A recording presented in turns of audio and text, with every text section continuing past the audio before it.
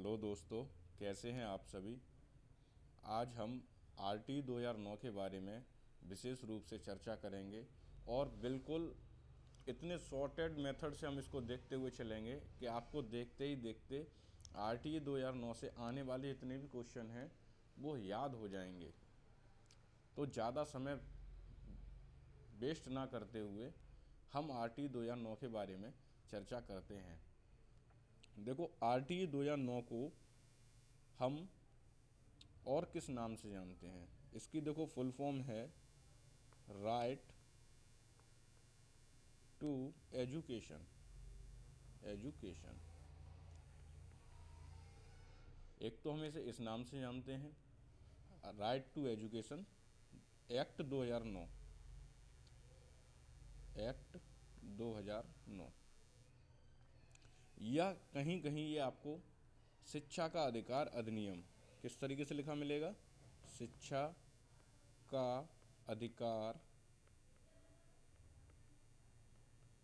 अधिनियम। अधिनियम 2009। ठीक है, यानी कि आपको याद रखना है आरटीई की ये तो फुल फॉर्म हो गई कि राइट टू एजुकेशन 2009। ठीक है, और हिंदी में इसका नाम होता है शिक्षा का अधिकार अधिनियम 2009। ठीक है, अगर मैं कहूँ तो इसका जो ये आरटीई 2009 आया था, इसका मुख्य उद्देश्य था मुफ्त एवं अनिवार्य शिक्षा का अधिकार। शिक्षा का अधिकार यानी कि आरटी 2009 जो बना था वो उसका जो मुख्य उद्देश्य था मुफ्त एवं अनिवार्य शिक्षा, यानी कि निःशुल्क आपको शिक्षा देनी है और हर बच्चे के लिए शिक्षा कैसी है, अनिवार्य है। हर बच्चे को आपको शिक्षित करना है। ठीक है, अब इसके बारे में हम थोड़े फैक्ट भी जानते हैं कि आरटी 2009 जो ये आया था तो ये सबसे पहले किस देश में लागू किया गया था। तो पॉइंट बना के लिखते हुए चलें, आरटी 2009 सबसे पहले नॉर्वे। कौन सा? नॉर्वे। और भारत में ये कब आया था?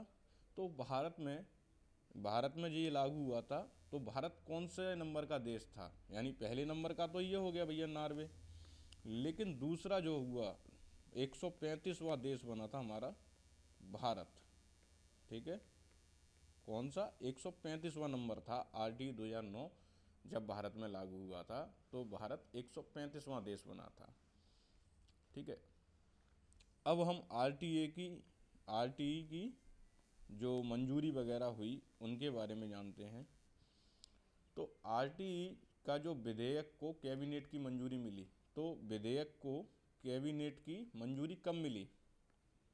तो वो मंजूरी मिली थी 2 जुलाई 2009। कैबिनेट की मंजूरी मिली थी इस आरटीई विधेयक को कब मिली थी? 2009, 2 जुलाई 2009। ये मोस्ट इम्पोर्टेंट पॉइंट हैं जो आपसे डायरेक्ट एग्जाम में पूछ लिए जाते हैं। और यही विधेयक राज्यसभा में कब पारित हुआ? तो राज्यसभा में पारित हुआ 20 जुलाई 2009। यहाँ पर लिखते जाइए कैबिनेट में कब पहुँचा, इस तरीके से पॉइंट बना बना के कैबिनेट में ये विधेयक कब पहुँचा, और उसके बाद राज्यसभा में कब पहुँचा? राज्यसभा में 20 जुलाई 2009। लास्ट हमारा बचा लोकसभा। लोकसभा में ये कब पहुँचा? तो लोकसभा में यह पहुँचा 4 अगस्त 2009। ये डेट काफ़ी मोस्ट इम्पोर्टेंट है आरटीए से रिलेटेड। ठीक है, ये तो हुआ हमारा राज्यसभा, लोकसभा और कैबिनेट में इसको मंजूरी कब मिली थी। ठीक है, कैबिनेट में मंजूरी मिली थी इसको 2 जुलाई 2009 को, राज्यसभा में 20 जुलाई 2009 को और लोकसभा में 4 अगस्त 2009 को। इसके बाद 26 अगस्त, ये डेटें मैं इसीलिए लिख रहा हूँ क्योंकि ये डायरेक्ट एग्जाम में पूछ ली जाती हैं। 26 अगस्त 2009 को राष्ट्रपति के द्वारा इस पर हस्ताक्षर हुए। राष्ट्रपति द्वारा हस्ताक्षर हुए इस पर। ठीक है, हस्ताक्षर। उस टाइम राष्ट्रपति कौन था? तो आपकी जो राष्ट्रपति थी उस टाइम वो थी प्रतिभा पाटिल।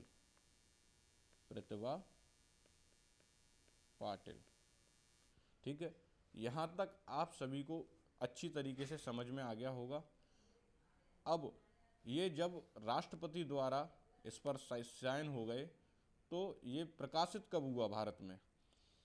तो यह प्रकाशित हुआ 27 अगस्त 2009 को। यह राजपत्र या गजट कहें तो इसको हम 2009 को राजपत्र प्रकाशित हुआ। ठीक है, देखो बिल्कुल शॉर्ट मेथड में, ज़्यादा लॉन्ग टर्म में कुछ नहीं जाना, सीधे सीधे देखो डेट है, इसे आरटीए को कहते क्या हैं, ये क्या है, इन सब के बारे में हम चर्चा करते हुए चलेंगे। तो 27 अगस्त को ये क्या हुआ? राजपत्र या गजट ये प्रकाशित हुआ। और भारत में ये लागू कब हुआ? तो 1 अप्रैल 2010 को यह संपूर्ण भारत में पारित हुआ। ठीक है, यह पारित हुआ और ये सिर्फ एक राज्य छोड़कर, कौन सा? जम्मू कश्मीर को छोड़कर ये संपूर्ण भारत में पारित हो गया। जम्मू कश्मीर में नहीं हुआ क्योंकि उस टाइम जम्मू कश्मीर को अलग राज्य का दर्जा प्राप्त था, यानी वहाँ धारा 370 और 35 से लगी हुई थी। इसीलिए 1 अप्रैल 2010 को यह संपूर्ण भारत में पारित हो चुका था। ठीक है, अब हम आगे चर्चा करते हैं कि इस अधिकार को मूल अधिकार बनाने के लिए भारतीय संविधान के किस अनुच्छेद में इसको जोड़ा गया है ना।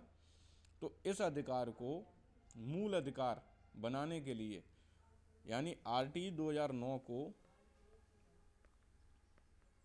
सॉरी गलत लिख गया,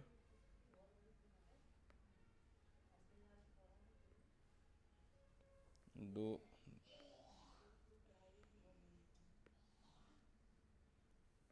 2009 को ये जो किस अनुच्छेद के अंतर्गत रखा गया? तो इसे संविधान के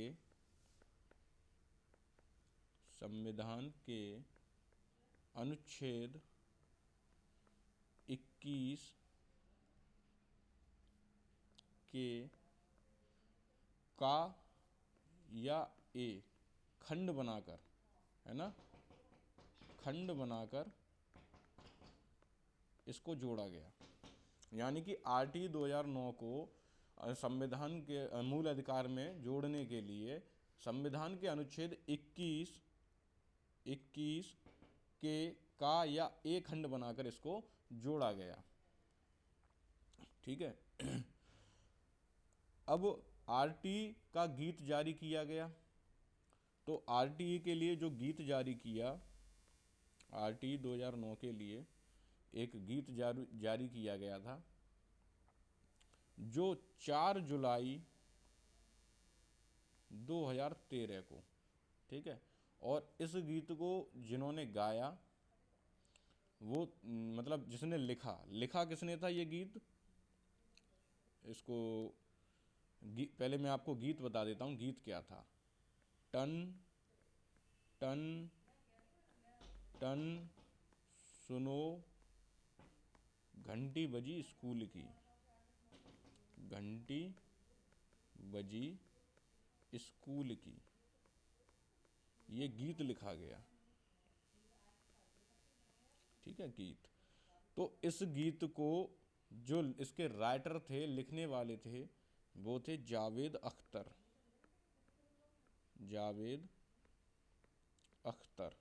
ठीक है, और इसको गाया किसने? यहाँ पे ऐसे करके लिख लेना आप, राइटर करके, राइटर लिखा इन्होंने और गाया किसने? गाया इसको सोनू निगम ने, सोनू निगम ने। ठीक है, तो ये तो हुआ यहाँ तक की कहानी। अब इस अधिनियम में क्या क्या था, अब उसको जानते हैं। तो RTE 2009 में कुल 7 अध्याय और 38 धाराएं थीं। 38 धाराएं। आपके जो मेन क्वेश्चन बनते हैं वो इन धाराओं से ही बनते हैं। ठीक है, तो इस अध्याय में 7 अध्याय और 38 धाराएं थीं, किसमें? RTE 2009 में। ठीक है, अब इस अधिनियम को लाने के लिए ये अधिनियम आया क्यों, इस अधिनियम की जरूरत क्यों पड़ी? क्योंकि इससे पहले भी आपने देखा था NCF 2005 आ चुका था। हालांकि देखो, मैं आप सभी लोगों को CDP कंप्लीट करा चुका हूं। जिस किसी ने भी नहीं देखी हो तो वो मेरे चैनल पे जाके प्लेलिस्ट जाके वॉच कर सकता है, जिसमें आपको थॉर्नडाइक, कोहलर, स्किनर, जीन पियाजे, अब्राहम मैस्लो और इन सभी के बारे में व्याख्यात रूप में मैंने अच्छी तरीके से समझाया है। आपके आने वाले CTET एग्ज़ाम के लिए इतना मटेरियल काफ़ी है। देखो, लेंदी पढ़ने से कुछ नहीं होता। अगर इतना ही लेंदी पढ़ना हो तो फिर तो किताबें हैं, टीचर की ज़रूरत ही नहीं पड़ेगी। पढ़ो ऐसा जो एक बार में समझ में आए। बार बार रिवीजन तो किया ही जाता है, लेकिन बार बार रिवीजन करने की ज़रूरत ना पड़े, इस तरीके से पढ़ना चाहिए। ठीक है, इस अधिनियम को लाने के लिए आपको याद रखना है, यानी किस अधिनियम को, कि RTE 2009 को लाने के लिए किया क्या गया था। तो दिसंबर 2002 में भारतीय संविधान का 86वां संशोधन किया गया था। यानी भारतीय संविधान में 86वां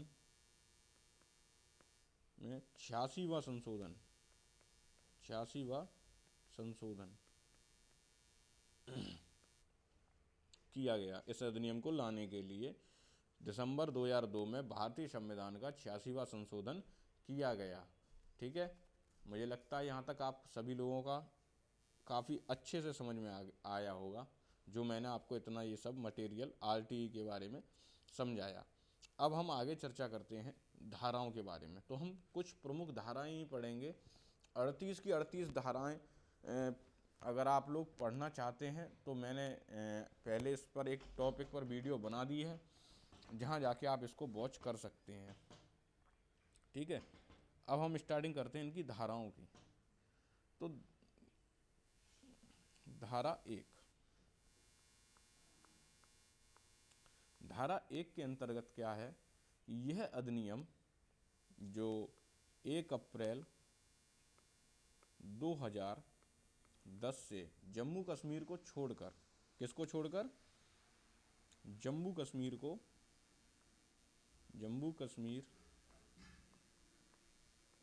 को छोड़कर सभी राज्यों में लागू होगा। ठीक है, जम्मू कश्मीर को छोड़कर यह सभी राज्यों में लागू होगा, तथा 6 से 14 वर्ष के बच्चों को, कितने? 6 से 14 वर्ष के सभी बालकों को मुफ्त एवं अनिवार्य शिक्षा सुनिश्चित करेगा। मुफ्त एवं अनिवार्य शिक्षा सुनिश्चित करेगा। ठीक है, ये था हमारा धारा 1 के अंतर्गत। धारा 2 को देखिए, ये भी काफ़ी इम्पोर्टेंट है। देखो, 1 में आपने समझा क्या कि भैया 6 से 14 वर्ष के बच्चों को मुफ्त एवं अनिवार्य शिक्षा, क्योंकि RTE 2009 का परपथ ही यही था, उसका इसको लाने का मतलब ही यही था कि जो बच्चे हैं जो नहीं पढ़ पा रहे हैं, जो फीस वगैरह पे नहीं कर पा रहे हैं, तो सभी बच्चों को शिक्षित करना। ठीक है, जहाँ बच्चे शिक्षित होंगे वहाँ देश मजबूत होगा, क्योंकि बच्चे ही देश को आगे लेके जाते हैं। ठीक है, धारा 2 में कुछ महत्वपूर्ण पॉइंट दिए थे, उनको हम समझते हैं। पहला पॉइंट हम देखते हैं, बालक जो 6 से 14 वर्ष के या बालक हो या बालिका हो, बालक हो या बालिका हो, भेदभाव तो करना ही नहीं है। दूसरा पॉइंट था धारा 2 के अंतर्गत कि समुचित व्यवहार, समुचित व्यवहार, केंद्र सरकार, राज्य सरकार या केंद्र शासित प्रदेश। ठीक है। थर्ड था इसमें स्थानीय सरकार, स्थानीय सरकार। फोर्थ पॉइंट था इसके अंतर्गत प्रारंभिक शिक्षा कक्षा 1 से 8 तक। ठीक है, प्रारंभिक शिक्षा 1 से 8 तक। और इसके अंतर्गत जो महत्वपूर्ण हैं वो है दुर्बल वर्ग, जो दुर्बल वर्ग हैं उनको शिक्षित करना। छठा पॉइंट था इसके अंतर्गत स्कूल सरकारी, सहायता प्राप्त, विशिष्ट तथा पूरी तरह से निजी स्कूल। ठीक है, छठा वर्ग था स्कूल, स्कूल जो हैं वो कैसे हैं, सरकारी, सहायता प्राप्त यानी कि बच्चों को सहायता, यानी होते ना, आपने देखा है गांव वगैरह में बच्चे नहीं जाना चाहते तो उनके पास जाके उनको शिक्षित करना। विशिष्ट, विशिष्ट का मतलब यहाँ विशिष्ट अध्यापक होने चाहिए, ऐसे जो उन बच्चों को पढ़ा सकें, उनकी मातृभाषा में उनको सिखा सकें। ठीक है। सातवां था जो मैंने आपको ऊपर बताया दुर्बल वर्ग, दूसरा वंचित वर्ग यानी सुविधाओं की कमी वाले बच्चे। यहाँ वंचित वर्ग से क्या हो गया, सुविधाओं की कमी वाले बच्चे, सुविधाओं की कमी वाले बच्चे।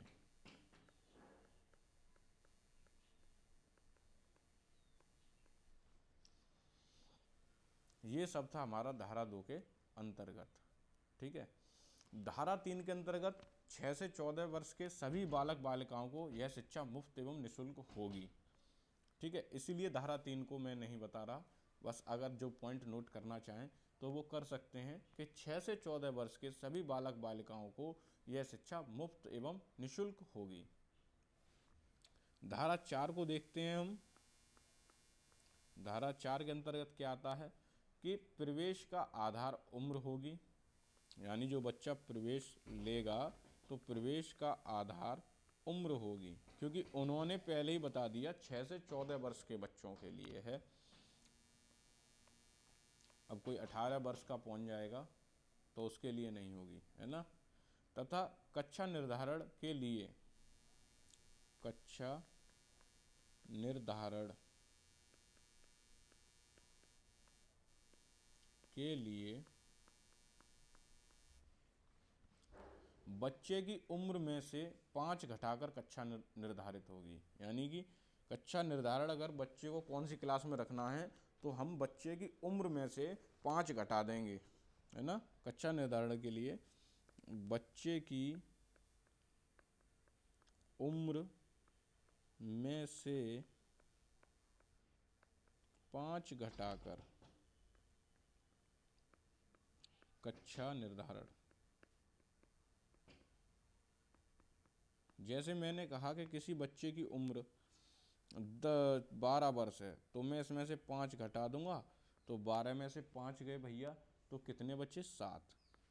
तो वो बच्चा कौन सी क्लास में जाएगा, कक्षा 7 में जाएगा। ठीक है, तो इस प्रकार उनका रूल था RT 2009 के अंतर्गत। ठीक है। धारा 5, किसी बालक को किसी अन्य स्कूल में स्थानांतरण कराने का हक है। ऐसे स्कूल को तुरंत TC स्थानांतरण प्रमाण पत्र देना होगा।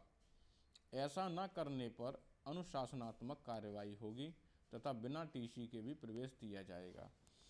तो अगर आप लिखना चाहें तो धारा 5 के अंतर्गत ना लिख लें बस कि बिना टीसी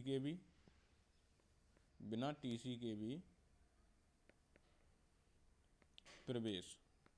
और अगर कोई स्कूल ऐसा करता है, बच्चे को टीसी नहीं देता है, तो उसके ऊपर क्या होगा, अनुशासनात्मक कार्रवाई होगी। अगर अपना स्कूल में स्थानांतरण कराने का हक जो है वो बच्चों को दिया जाए, और जहाँ भी वो प्रवेश ले, अगर उसके पास टीसी नहीं है फिर भी उसको प्रवेश दिया जाएगा। अब आती है सबसे मोस्ट इम्पोर्टेंट धारा 6। देखो धारा 6 मोस्ट इम्पोर्टेंट क्यों है, क्योंकि एग्जाम में यहाँ से क्वेश्चन ट्रेंड कर जाता है कि 3 वर्ष के भीतर, यानी 3 वर्ष के भीतर के बालक जो हैं, जो कहते हैं ना 3 वर्ष की आयु के जो बच्चे होते हैं, 3 ईयर के भीतर बालक के घर से जो स्कूल की दूरी होगी, जो घर से स्कूल की दूरी वो क्या रखी गई है, 1 से 3 किलोमीटर की दूरी। ठीक है, यानी 1 किलोमीटर होगी 3 वर्ष के बालकों के लिए, और जो 3 किलोमीटर की दूरी होगी वो होगी उच्च प्राथमिक विद्यालय, उच्च प्राथमिक विद्यालय। ठीक है, यानी कि जो 3 वर्ष के भीतर के बालक हैं उनके लिए जो स्कूल खोला जाए वो 1 किलोमीटर के दायरे में, और जो 1 से 3 जो मैंने लिखा है, और जो 3 किलोमीटर का है वो उच्च प्राथमिक के लिए है। ठीक है,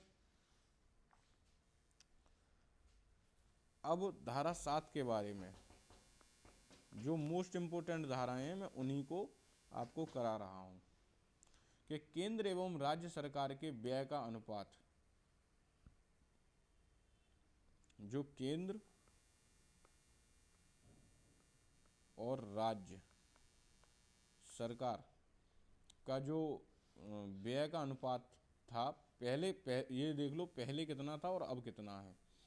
तो पहले जो था 65:35 और अब यह है 60:40। ठीक है, केंद्र एवं राज्य सरकार के व्यय के अनुपात का मतलब हो गया जो स्कूल में परिसर में जो भी खर्चा हो रहा है, तो पहले जो व्यय होता था वो इस रेशियो में होता था और अब इस रेशियो में होता है।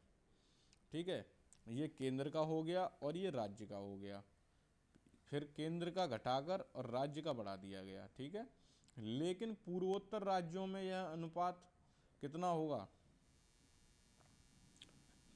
इसको साइड से लिख लीजिए, पूर्वोत्तर राज्य में यह अनुपात होता है 90:10 का। ठीक है, यह हमारा धारा 7 के अंतर्गत बताया गया है। नेक्स्ट आती है हमारी धारा 8। धारा 8 में समुचित सरकार के कर्तव्यों के बारे में बताया गया है। धारा 9 के अंतर्गत स्थानीय अधिकारी के कर्तव्य और स्थानीय निकायों के कर्तव्य, यानी स्थानीय अधिकारी जो हैं उनके कर्तव्य और स्थानीय निकायों के कर्तव्यों के बारे में बताया गया है।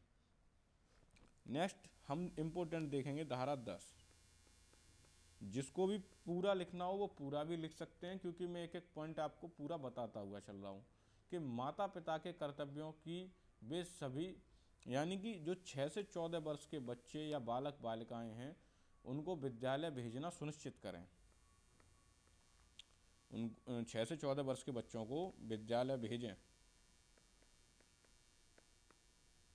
और यह दायित्व किसको सौंपा गया है, माता पिता को।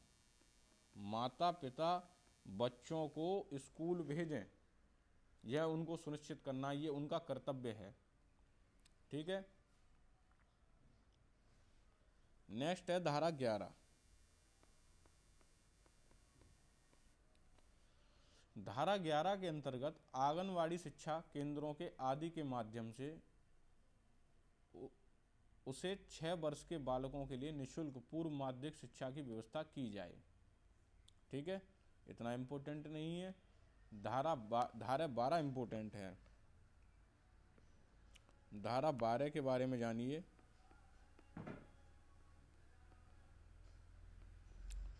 धारा 12 के अंतर्गत जो निजी विद्यालयों की, जो निजी विद्यालय हैं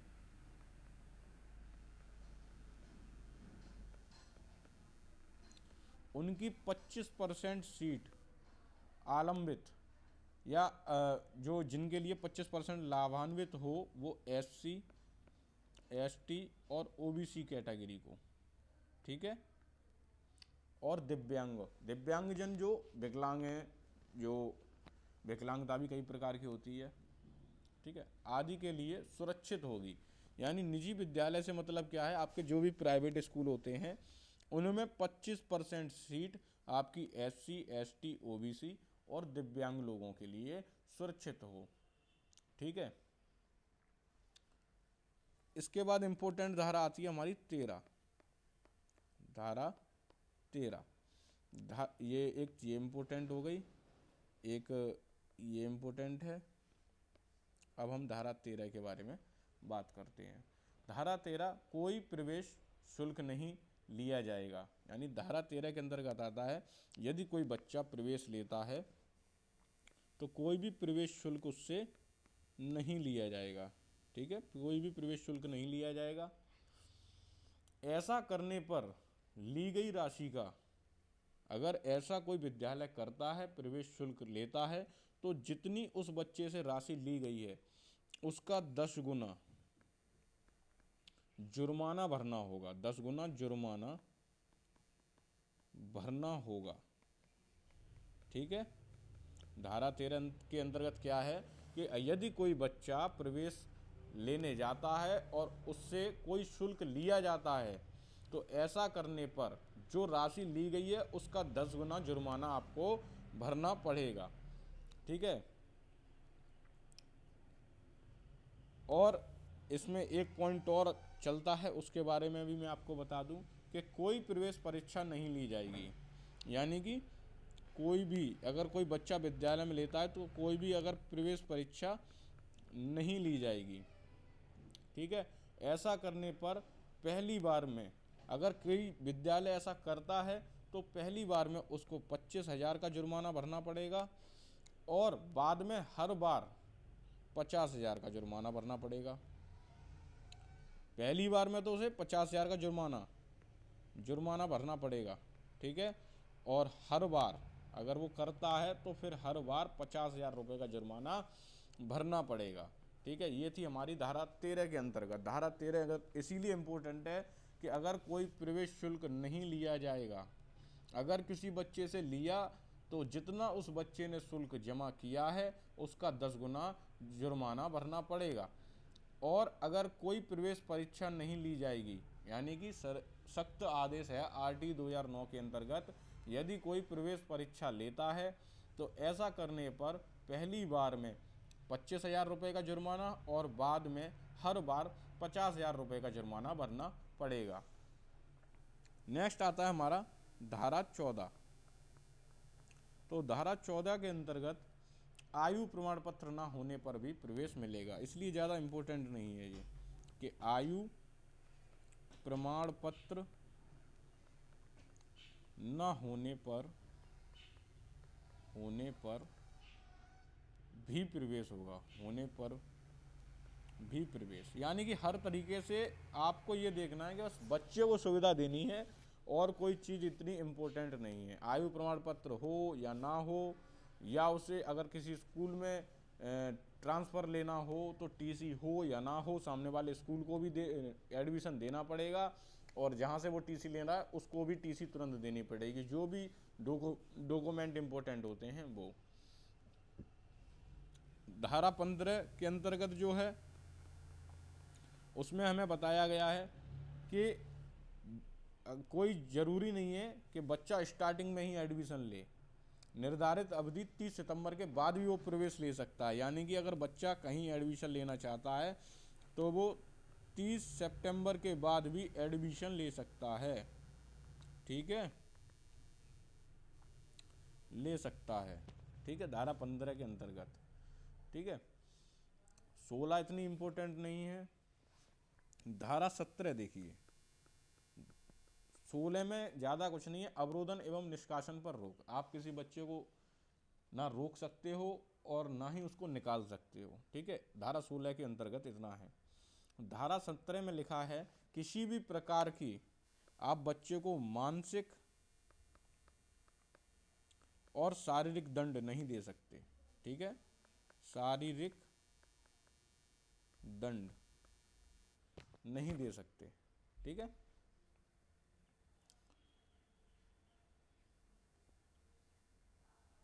धारा 18, धारा 18 के अंतर्गत बिना मान्यता के स्कूल चलाने पर रोक, पकड़े जाने पर पहली बार 1 लाख रुपए तथा दोबारा पकड़े जाने पर प्रतिदिन के हिसाब से 10,000 रुपए का जुर्माना। यानी कि जिन स्कूलों को मान्यता प्राप्त नहीं है उन पर रोक। इतना इसका मतलब हुआ। बिना मान्यता प्राप्त स्कूल पर रोक। ठीक है, धारा 19 के अंतर्गत, धारा 19 के अंतर्गत क्या बताया गया है कि विद्यालय के मान एवं मानदंड, क्या बताया गया है, विद्यालय के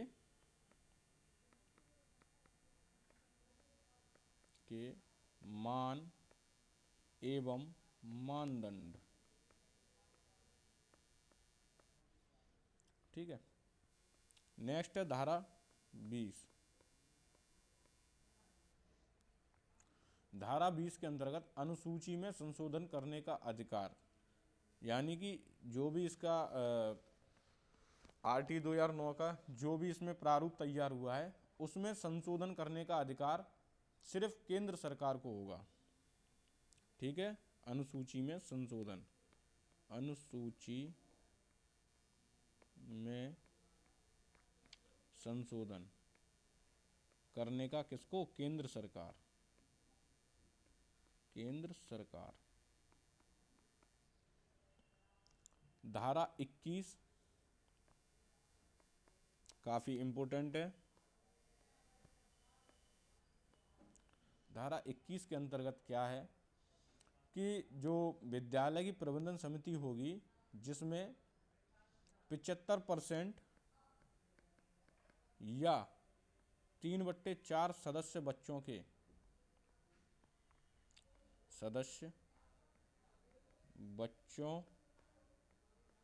के अभिभावक होंगे, अभिभावक होंगे तथा इन अभिभावकों की आधी संख्या महिलाओं की होगी।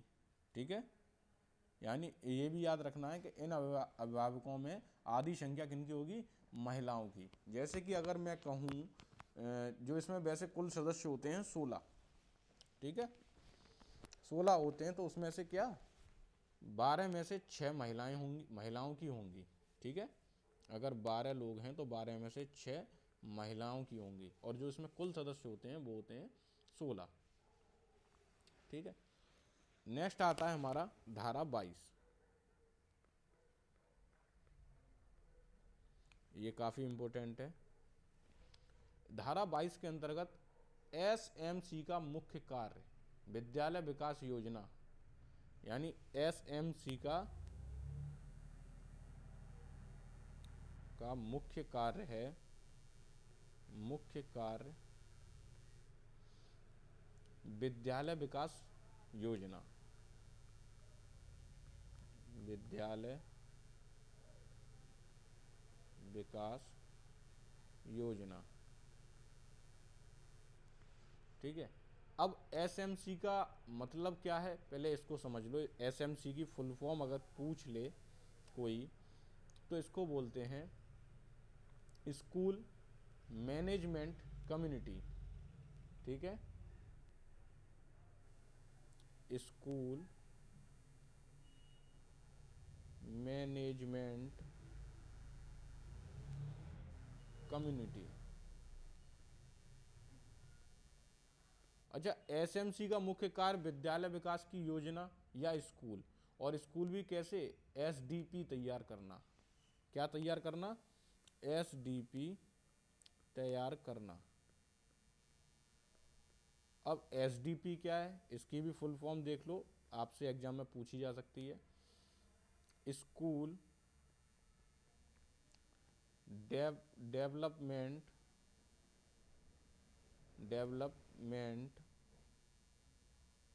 प्लांट। ठीक है, ये हो गया हमारा SDP का फुल फॉर्म। धारा 23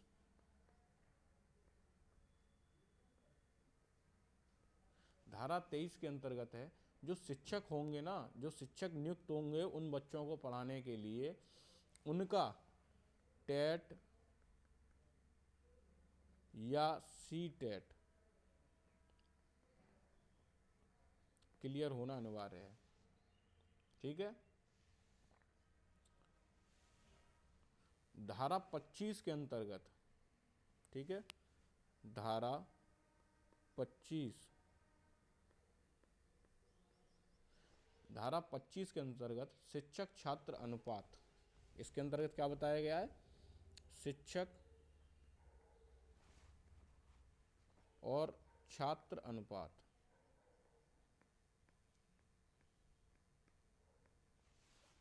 ठीक है। धारा 26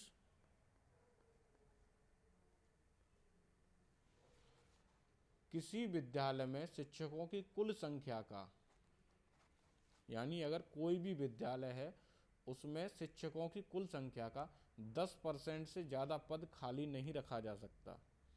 यानी कि किसी भी विद्यालय में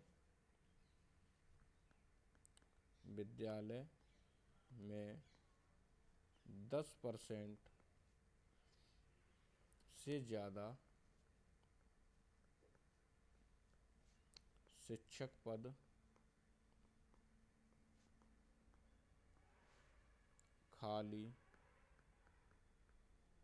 नहीं रखे जा सकते। ठीक है, नहीं रखे जा सकते।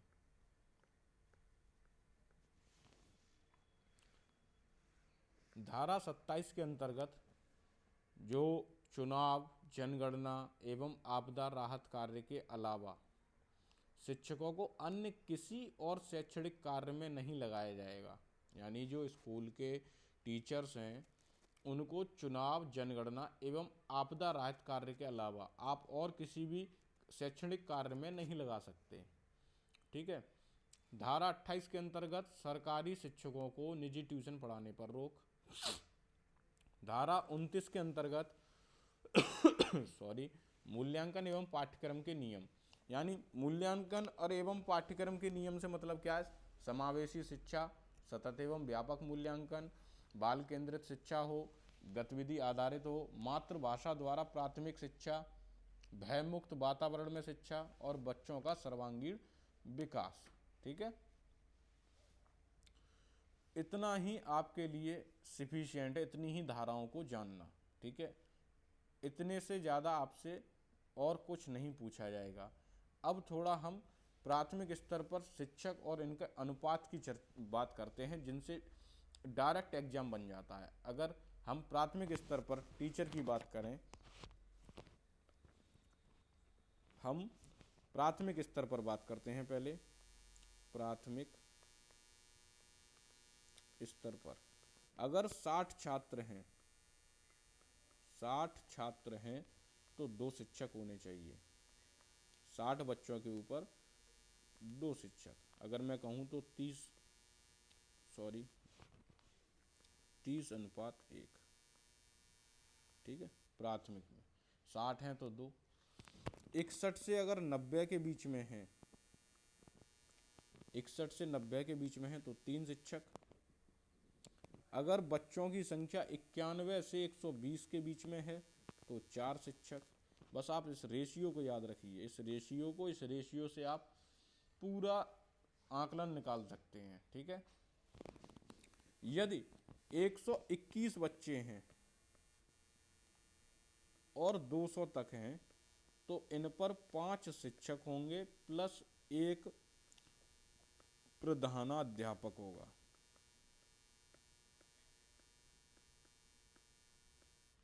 ठीक है। और 200 प्लस छात्रों पर, 200 प्लस छात्र जब होंगे तो अनुपात क्या होगा, तो यही अनुपात बढ़कर 1:40, यानी एक शिक्षक होगा 40 बच्चों पर। ठीक है।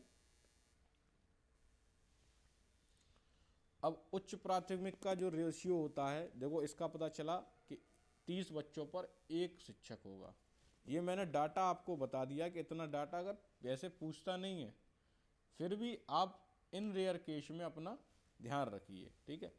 प्राथमिक स्तर पर जो कार्य दिवस होगा वो भी याद रखना है, यानी कि प्राथमिक स्तर पर 200 कार्य दिवस या 800 कार्य घंटे, यानी 200 तो दिन की बात हो रही है। ठीक है। और 800 घंटे कार्य की बात हो रही है, 800 घंटे कार्य की बात। ठीक है। एक साल के अंतर्गत ये ब्यौरा होना चाहिए।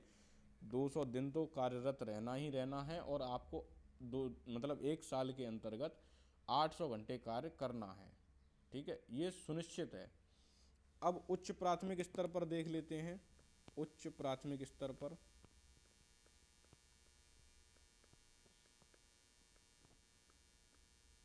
उच्च प्राथमिक स्तर हमारा क्या कहता है, इसमें जो रेशियो होगा शिक्षक और छात्र का वो होगा 1:35। प्राथमिक में था 1:30, यहाँ है 1:35। ठीक है। इसमें अगर 100 प्लस से ऊपर छात्र होते हैं तो यहाँ 3 शिक्षक होंगे,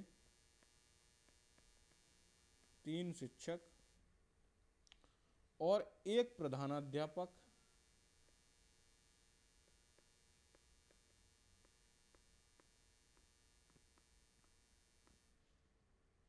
ठीक है।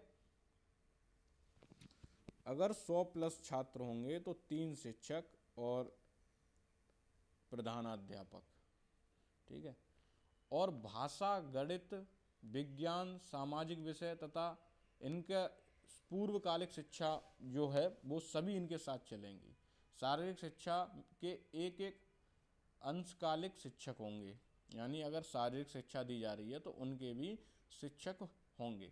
उच्च प्राथमिक स्तर पर जो कार्य करने की समय अवधि है, तो इसमें 220 दिन अध्यापक को या टीचर को कार्यरत रहना होगा, और घंटों में अगर पूछ ले तो 1000 घंटे। ठीक है, कितने घंटे, 1000 घंटे।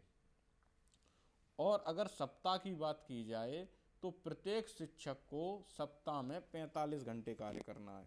कितने घंटे, 45 घंटे प्रत्येक सप्ताह, ये सप्ताह की बात हो रही है। तो ये था हमारा आज का पूरा आरटी एक्ट 2009। ठीक है। अच्छा, इसमें एक पॉइंट नोट करके और लिख लीजिए कि दिव्यांगों के लिए आरटी की जो उम्र है ना, जो दिव्यांग होते हैं, दिव्यांगों के लिए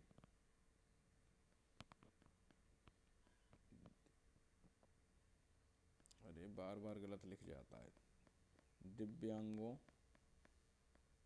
के लिए 6 से 18 वर्ष। ठीक है, 6 से 18 वर्ष, ये एक मोस्ट इम्पोर्टेंट है। आरटी 2009 में दिव्यांगों की जो उम्र है वो 6 से 18 वर्ष।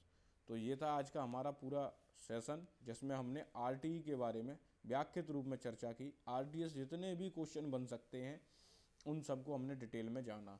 अगर आप सभी लोगों को मेरा पढ़ाया हुआ समझ में आया हो, अच्छा लगा हो, तो अपने चैनल गुरुजी वर्ल्ड 93 को ज़रूर सब्सक्राइब करें, ज़्यादा से ज़्यादा शेयर करें।